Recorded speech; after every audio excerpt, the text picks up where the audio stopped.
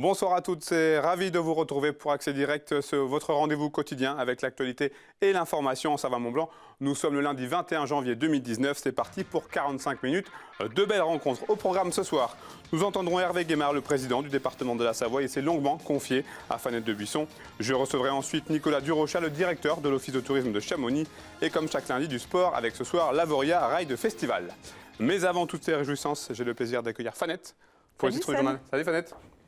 Alors on reviendra sur une actualité un petit peu lourde ce week-end, notamment cet incendie mortel qui a eu lieu du côté de Courchevel. Voilà, ça s'est passé dans un immeuble qui hébergeait une soixantaine de saisonniers. On voit là les images de Juliette Vincent-Signé qui s'est rendue sur place ce matin. Donc on reviendra évidemment sur les faits, sur les questions que ça peut éventuellement poser. Il y a évidemment une enquête et puis sur le bel élan de solidarité qui s'est déclenché depuis dans la station. Et puis on verra des images de la Glagla Race. Voilà, 650 givrés en gros. L'eau est à 4 degrés en ce moment. Donc l'idée, c'est plutôt de rester dessus que dans l'eau. Mais voilà, en tout cas, il y avait beaucoup de monde. 6e édition de cette Glagla Race avec chaque année de plus en plus de monde. Donc on verra le reportage de Francis Raisin. Merci beaucoup, Fanette. On se retrouve en fin d'émission. Pas de revue de presse ce soir. Pas de revue. Exceptionnellement. Allez, on commence cette émission donc avec notre partie Actu avec M. Hervé Guémard, que Fanette de Buisson a pu rencontrer, le président du conseil départemental de la Savoie. Ils ont pu échanger sur tous les grands dossiers qui rythment la vie du département savoyard. On regarde cette interview grand format. Bonjour, merci de nous recevoir. Alors, pas mal de dossiers d'actualité en ce début d'année. Fusion des départements savoyards, grand projet à venir pour le département, actualité nationale. On va commencer avec le dossier qui a beaucoup occupé l'actualité dans nos beaux pays de Savoie, la fusion des deux départements. Une fusion que vous défendez avec un calendrier assez serré, celui de 2021.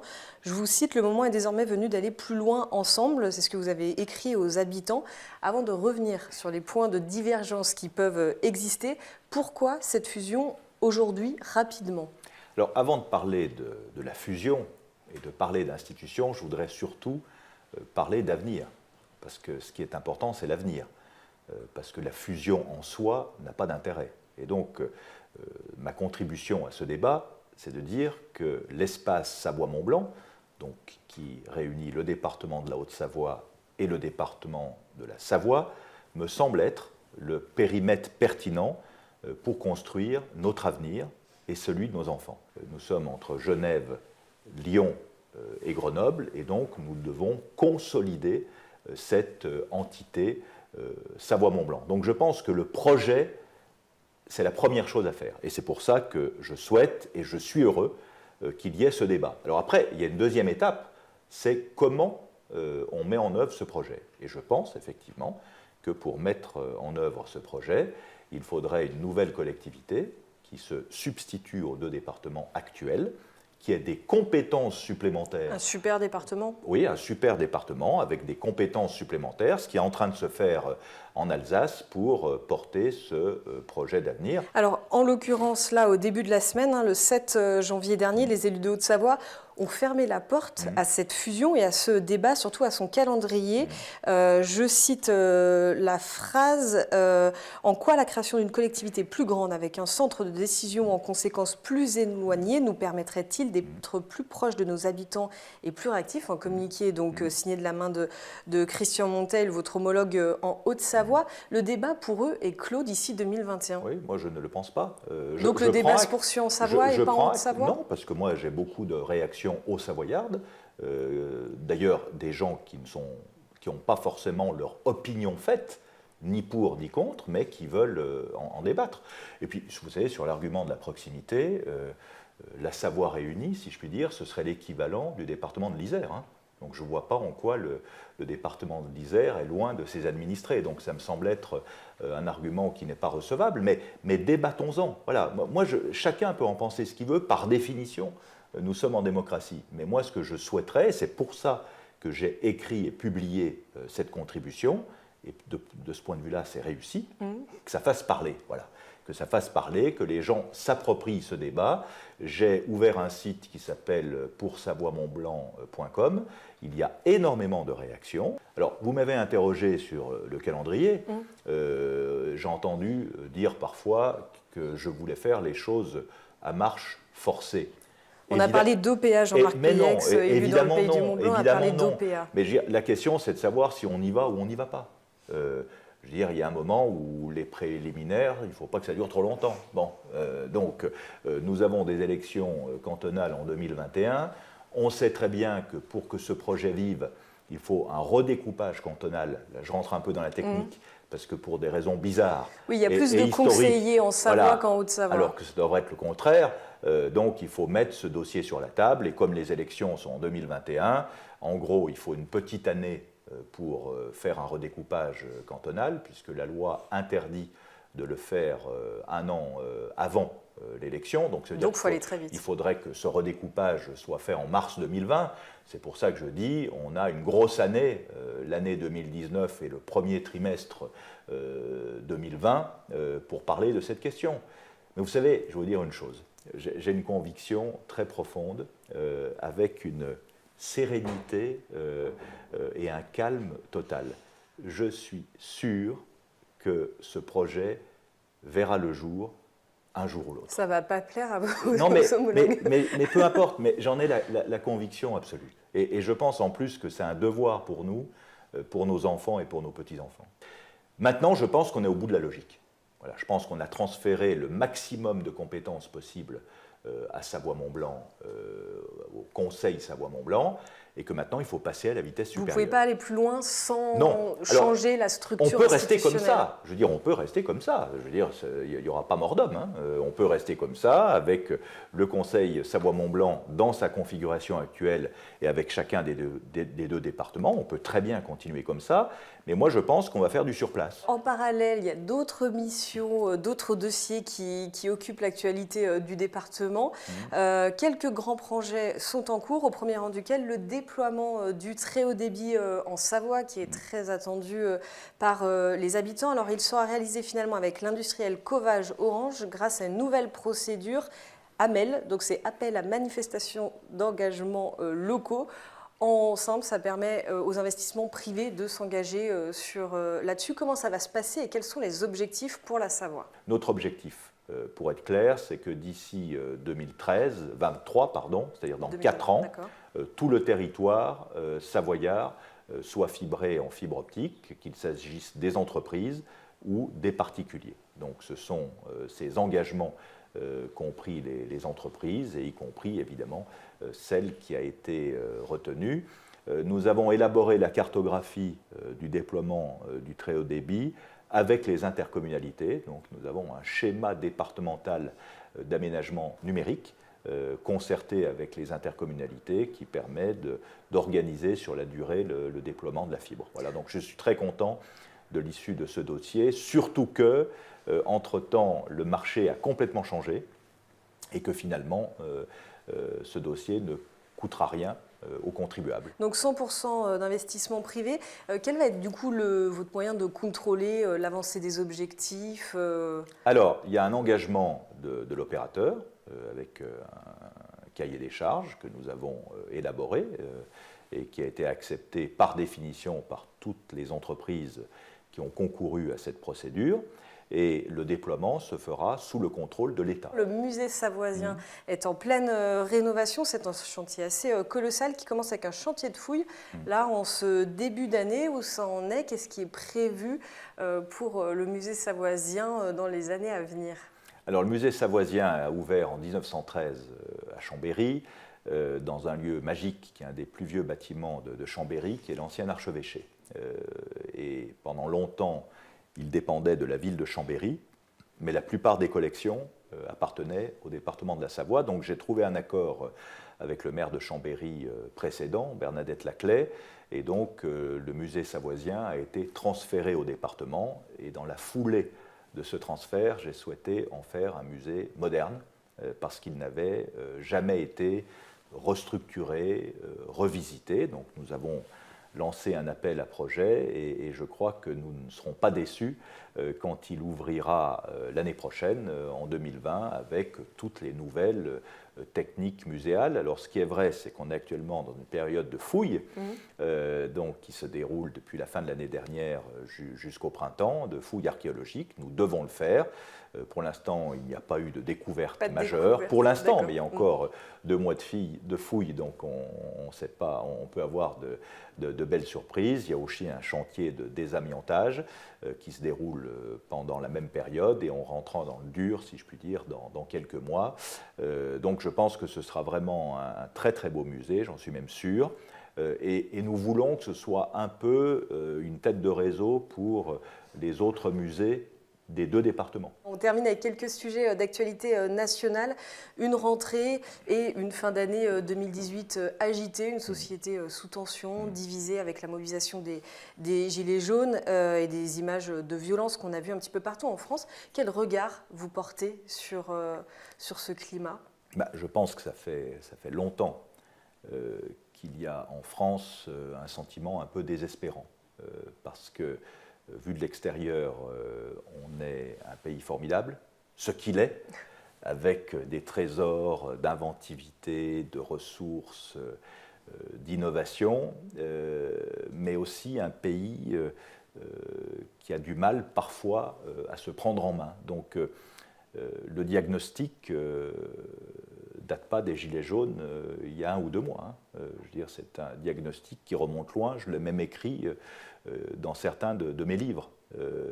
Et s'il y a 3 mots qui résument l'esprit public en France aujourd'hui, je dirais qu'il y a d'abord le désarroi, et ce désarroi peut être matériel pour beaucoup de nos compatriotes qui sont dans la difficulté et la gêne, mais c'est aussi un désarroi moral, une forme de déboussolement par rapport à l'évolution de la société. Voilà pour le désarroi. Il y a la tristesse de voir ce que notre pays est en train de devenir, ce que l'Europe est en train de devenir, ce que le monde est en train de devenir. Et puis enfin, il y a la peur. Il y a la peur très visible du terrorisme. Il y a la peur du changement climatique, qui nous interroge tous. Et puis, il y a la peur profonde du déclassement social. Moi, je suis assez frappé. Je ne suis pas un historien de métier, mais je me passionne pour l'histoire. Je crois que c'est la première fois depuis longtemps que des parents se disent que leurs enfants auront peut-être une vie plus difficile que la leur. Alors que jusqu'aux 30 Glorieuses, on pensait qu'il y avait forcément un progrès. Voilà. Donc par rapport à cette situation, qu'est-ce qu'il faut faire ? Est-ce qu'il faut se recroqueviller ? Est-ce qu'il faut se claquemurer chez soi ? Est-ce qu'il faut se laisser envahir par le ressentiment, la haine ou l'indifférence, qui sont les facettes du même fatalisme ? Moi, je crois que non. Je crois qu'il faut toujours croire à l'espérance, et pas seulement croire, il faut la construire. Bon, et la construire, ça veut dire d'abord se parler. Je parlais de grands débats, ça va blanc, mais il y a plein d'autres choses. Je pense qu'il faut se parler, il faut condamner la violence, parce que la violence n'est pas légitime. Je regrette, on est dans une société qui a des imperfections, mais nous sommes dans une société démocratique où les électeurs votent régulièrement. Alors on dit c'est de la fausse démocratie, etc. Je veux bien, mais regardons ce qui se passe ailleurs dans le monde et on verra qu'on est quand même dans une situation privilégiée, et puis il faut construire. Alors moi j'ai une très grande tristesse parce que c'est vrai que cette élection présidentielle a été inattendue, il y a eu un nouveau souffle, et maintenant, et j'incrimine pas d'ailleurs le président de la République en tant que personne, parce qu'il faut que la France réussisse. Bon, et moi je pense qu'il faut que la France réussisse dans une Europe qui réussisse. On va avoir bientôt les élections européennes. Là aussi, je crois qu'il ne faut pas se tromper. Ce n'est pas le recroquevillement qui nous permettra de peser face à la Chine, face à l'Amérique de Trump. Vous avez été élu président de la Fondation Charles de Gaulle au mois de décembre dernier. Donc c'est une fondation au service de sa mémoire. Vous lui avez déjà consacré 3 ouvrages. C'est une fierté, je suppose. Qu'est-ce que vous allez en faire de cette nouvelle responsabilité ? Je suis très content puisque Jacques Godefroy, le président sortant, a proposé que je lui succède, et j'ai été élu démocratiquement par le conseil d'administration. C'est une très belle maison qui ne m'a pas attendu pour faire de très belles choses, qui a été créée 1 an après la mort du général de Gaulle, en 1971. Et pour résumer l'action, je dirais qu'il y a 3 mots. La mémoire, l'avenir et la culture. Donc c'est une belle maison, je suis très heureux et très honoré d'en être désormais le président et donc je souhaite que le plus grand nombre d'entre nous puisse contribuer à ce travail commun. Donc une année 2019 bien chargée pour vous, Hervé Tout à Guémard. Merci beaucoup. Merci beaucoup. Merci. Et je termine en disant que le département présentera son débat d'orientation budgétaire dans quelques jours. Ce sera le 8 février prochain.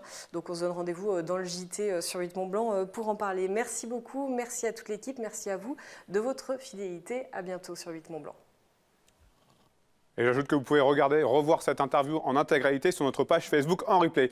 C'est l'actu, ça vient de tomber. Laurent Petit, le chef du Clos d'Essence, vous pouvez le voir sur l'écran derrière moi, le chef du Clos d'Essence à Annecy-le-Vieux vient d'être récompensé d'une 3e étoile par le guide Michelin. Superbe nouvelle pour la gastronomie locale. Toutes nos félicitations à Laurent Petit et son équipe. Donc je le rappelle, 3e étoile du guide Michelin. Donc on espère pouvoir avoir sa réaction dans les jours qui viennent.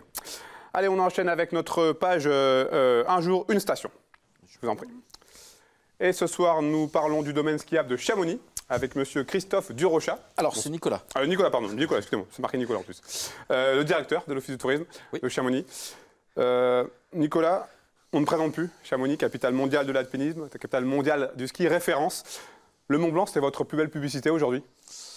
Alors, le Mont Blanc, mais la vallée aussi de manière générale. C'est vrai que le Mont Blanc, l'aiguille du Midi, les Asiatiques disent que c'est le point d'acupuncture de l'univers, etc. Donc il y a un côté magique, mythique de la montagne, même sacré. Mais on présente quand même un peu plus la vallée parce qu'on parle beaucoup des sommets, mais on parle beaucoup moins de la vallée. Et la vallée de Chamonix, ça commence par Servoz, donc ça commence presque tout en bas. Après, ça continue par la station des Ouches, station un peu plus familiale, sur un ski plus débutant avec toujours ce panorama fantastique des glaciers. On continue avec la mythique ville de Chamonix et on remonte la vallée sur Argentière, domaine mythique des Grands Montets, glacier d'Argentière, et Valorcine en frontière avec la Suisse. C'est votre mission aujourd'hui à l'Office du tourisme de non pas nous faire connaître uniquement Chamonix, mais tout ce qui entoure la vallée de Chamonix? Alors on est effectivement Office de tourisme Vallée de Chamonix, donc c'est pour ça que je commence toujours mes introductions par cette présentation géographique qui est très très importante pour nous effectivement. Alors Chamonix, la ville de Chamonix est mondialement connue. En quoi cette renommée internationale, elle vous aide au quotidien? Alors, elle nous aide surtout, déjà, on va donner quelques chiffres. La vallée de Chamonix, c'est pas loin de 8 millions de nuitées, quand même. Donc, c'est quand même assez conséquent. Et sur ces 8 millions de nuitées, à l'année, c'est à peu près 60% de nuitées générées par des clientèles étrangères. Donc, cette notoriété à l'international, elle nous sert partout. Elle nous sert dans nos relations presse, puisqu'on est sollicité par le monde entier, sans faire les frimeurs. Elle nous sert aussi dans nos relations avec les tours opérateurs, puisqu'on va chercher, on a la chance à l'Office du tourisme d'avoir des équipes qui partent un petit peu aux quatre coins de la planète pour vendre la destination.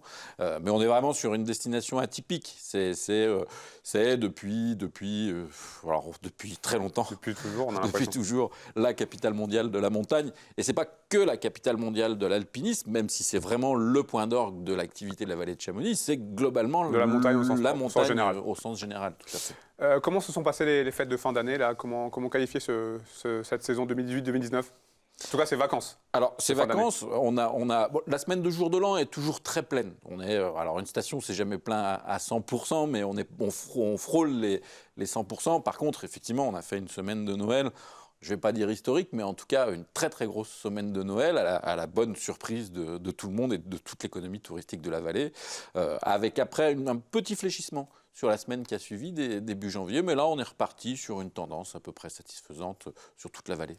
Au niveau de l'enneigement, il y a tout ce qu'il faut. On est très bien. La neige est très très bonne, avec quand même un petit peu de attention sur les hors-pistes, parce qu'on a eu une première couche très glacée, il a fait très froid. Là, ça a reposé quelques couches, donc gros point de vigilance quand même sur le ski hors-piste. On sait que la compagnie du Mont Blanc a eu une année 2018 très compliquée. D'ailleurs, le télécabine de Plan Pride est d'ailleurs fermé jusqu'à jeudi. Vous avez constaté un impact sur la fréquentation là? Pour l'instant, non, parce qu'on a commencé les vacances de Noël avec l'aiguille du Midi fermée, et puis finalement, on a fait une très très bonne semaine. Je tiens quand même à saluer au passage le travail de toutes les équipes de la Compagnie du Mont-Blanc, parce qu'effectivement, c'est pas facile de gérer ces équipements. C'est pas des équipements flambant neufs comme on peut avoir toujours dans les stations, et leur travail est quand même remarquable. Et grâce à leur acharnement, on va dire, et à leur passion, on va réussir à passer une bonne saison, malgré toutes les difficultés et les malchances qu'on peut rencontrer.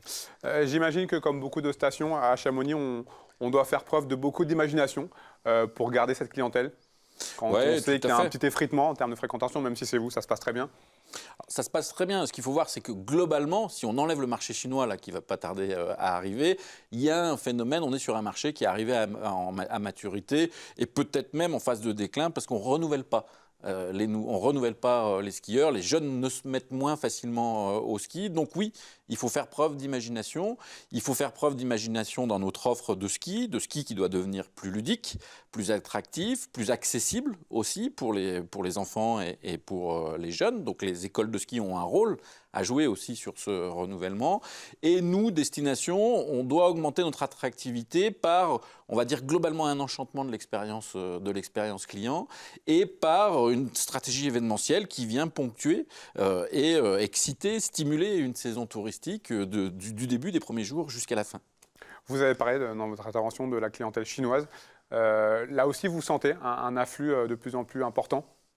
On sent un afflux de plus en plus important, avec une certaine méfiance quand même, puisqu'on est quand même on est en montagne. On se doit aussi de préserver notre ressource naturelle et le développement touristique ne doit pas se faire à tout prix. Donc c'est vrai qu'il y a un vrai phénomène de mode sur ce marché chinois. Mais nous, dans la vallée de Chamonix, il y a un esprit un petit peu pionnier, d'essayer d'anticiper le coup d'après. L'idée pour nous, c'est de se dire oui, c'est un marché intéressant, mais il faut y aller, il faut faire attention. On n'est pas le but, l'aiguille du Midi, nos montagnes, c'est pas la Tour Eiffel où on vient consommer et puis on repart, où on vient ailleurs. Donc c'est important pour nous d'accueillir le marché chinois, mais un marché qualitatif qui vient consommer toute l'expérience client de la vallée.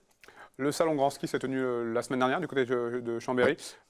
Comment est-ce que ça s'est passé pour vous, pour l'Office de tourisme de la vallée de Chamonix? Alors, pour l'Office de tourisme et nos partenaires, parce qu'on était présents, on avait un gros stand avec beaucoup de nos socioprofessionnels, la Compagnie du Mont-Blanc en tête.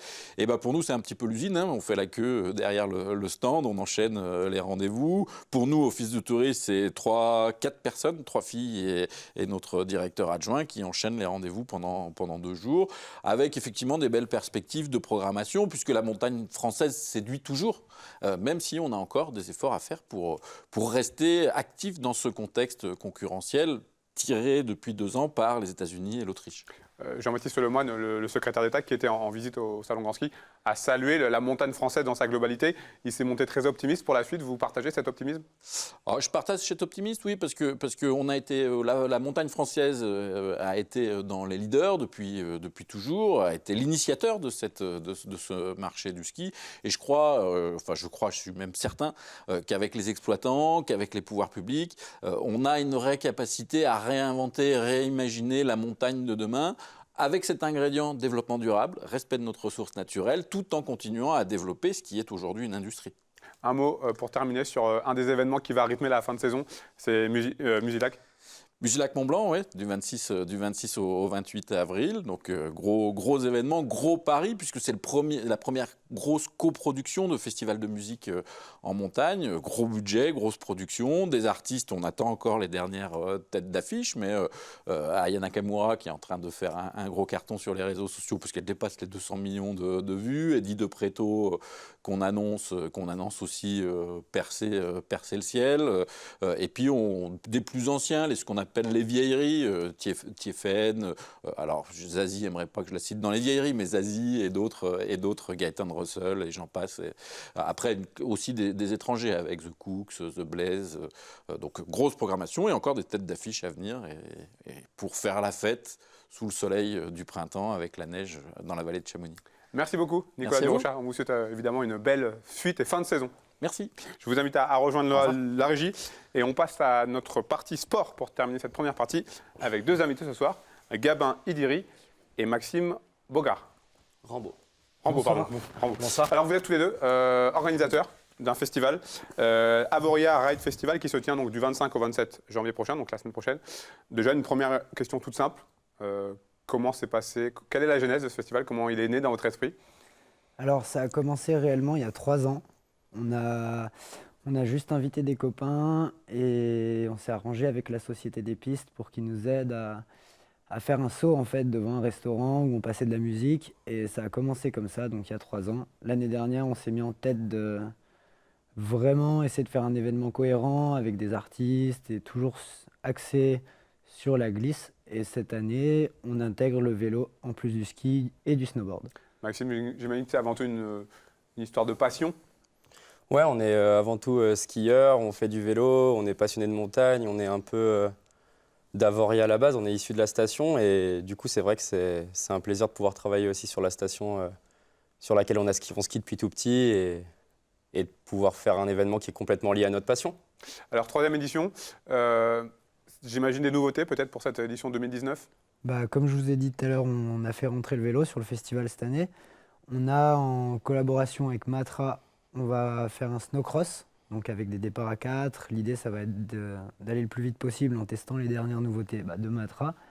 Et on a invité des professionnels, ce coup-ci ce ne sera pas ouvert à tous mais réservé aux pros, pour sauter sur un big air juste à côté du big air ski et snowboard.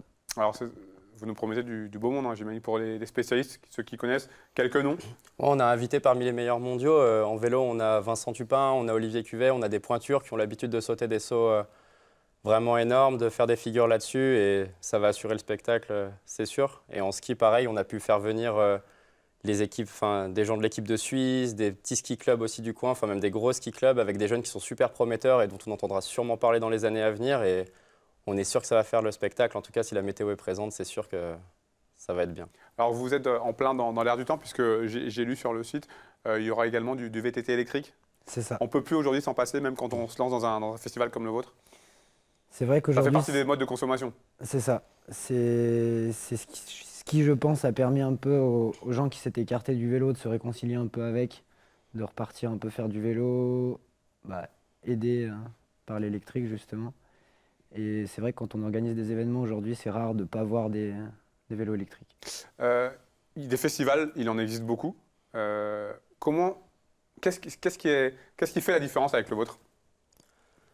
Le festival qui a aussi le sport, la musique, la glisse. On a voulu lier, du coup, oui, vraiment un festival de sport extrême, tourné sous forme de show et pas vraiment de compétition. On veut vraiment amener ce côté bonne ambiance, faire découvrir en fait l'esprit simplement des sports qu'on fait depuis qu'on est tout petit, quoi, le ski freestyle et puis le vélo. On a voulu faire découvrir cette ambiance, mêler avec du coup tout ce qui se passe en station, les concerts, la musique, inclure le vélo électrique. Ce qui nous sépare, c'est le fait qu'on soit jeune et qu'on soit vraiment bercé là-dedans. On n'est pas des gens d'événementiel qui organisent un événement de sport de glisse. On est des gens qui font des sports de glisse et qui organisons un événement de choses qui nous plaît. Et je pense que c'est ça qui fait la différence, c'est qu'on aime vraiment ce qu'on fait et que d'ailleurs, on va sûrement rider les modules aussi parce qu'on va vouloir essayer, on va vouloir sauter avec les amis, quoi. C'est justement ce qui peut faire la différence, le fait que vous soyez du Sérail. Et vous venez de me dire, vous allez peut-être rider, donc ça c'est le truc en plus peut-être d'être vraiment dans le milieu? Ça aide beaucoup pour les contacts déjà, inviter les skieurs, les snowboarders ou les riders en vélo. Le fait d'avoir été un peu dans ce milieu, du coup on les connaît, c'est plus facile. Et voilà. Messieurs, je vous propose de regarder le teaser, comme ça nos téléspectateurs vont pouvoir avoir un petit avant-goût de ce qui va se passer.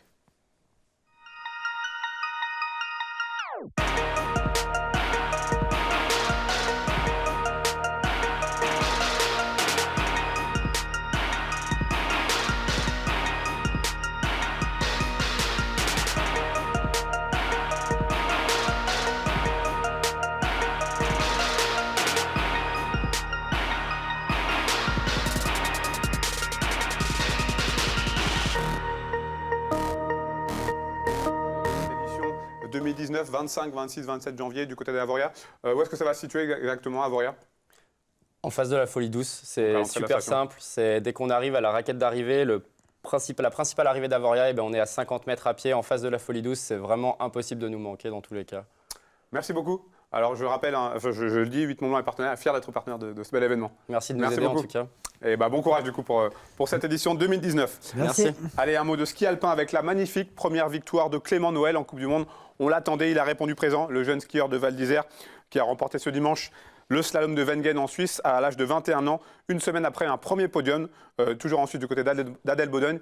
Il s'agit là de sa première victoire en Coupe du Monde. Il s'impose devant Manuel Feller et Marcel Hirscher, excusez du peu. On écoute Clément Noël. C'est un sentiment génial, c'était une course magnifique avec beaucoup de public, avec une piste parfaitement préparée. Donc voilà, moi la journée a superbement commencé avec une victoire en première manche et puis après voilà, il y a un peu de pression à gérer et je suis très content d'avoir réussi à le faire. C'était difficile à gérer, une deuxième manche c'est toujours plus de travail qu'une première manche et encore plus je pense quand on est on va dire en position de leader, on a beaucoup d'attentes entre les deux manches. On part dernier, voilà, donc j'ai essayé de profiter, j'ai dit au coach juste avant de partir, c'est quand même pas tous les jours qu'on part dernier en deuxième manche de Coupe du Monde, donc il faut profiter, faut se lâcher et se donner à fond en deuxième manche. Bon, ma deuxième manche n'est pas magnifique, il y a quelques erreurs, mais alors là, tout de suite, je m'en fous un petit peu parce que ça m'a suffi pour gagner cette course et c'est essentiel, donc c'est génial. Quand on passe l'arrivée et c'est vert, voilà, on est très content, mais après on a un peu d'attente, mais là il n'y avait pas d'attente, j'étais le dernier, c'était vert, ça voulait dire que j'avais gagné. J'ai pas tout de suite réalisé, bien sûr c'est beaucoup de joie, beaucoup de bonheur qui monte d'un coup, mais ça met un petit peu de temps à vraiment se rendre compte de la portée du truc et voilà, c'est super. Et puis toujours lors de ce slalom de Wengen, Jean-Baptiste Grange, lui, est sorti de piste. Les examens ont malheureusement révélé une rupture du ligament croisé antérieur et une fissure du ménisque externe. Sa saison est d'ores et déjà terminée.